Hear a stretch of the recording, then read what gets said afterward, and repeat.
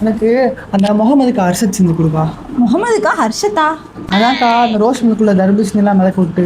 முகமது கா சர்பத்.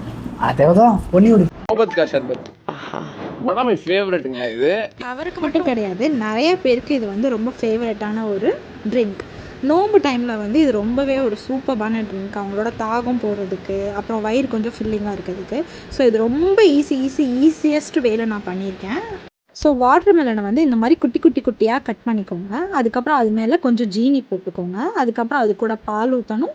அப்புறம் rose syrup ஊற்றணும். அப்புறம் ரோஸ் எசன்ஸ் வந்து நான் ஒரு ஸ்பூன் அளவுக்கு ஊற்றிருக்கேன். நீங்கள் இது கூட வேணும்னா சப்ஜா சீட்ஸ் போட்டுக்கோங்க, பாதாம் பிசின் போட்டுக்கோங்க. நான் அதெல்லாம் போடலை. அதே மாதிரி சுகருக்கு பதிலாக கண்டென்ஸ்டு மில்க் கூட சில பேர் யூஸ் பண்ணுவாங்க. நீங்கள் எப்படி வேணால் யூஸ் பண்ணிக்கலாம். நான் ரொம்ப ஈஸியஸ்ட் அண்ட் சிம்பிளஸ்ட் வேலை யூஸ் பண்ணியிருக்கேன்.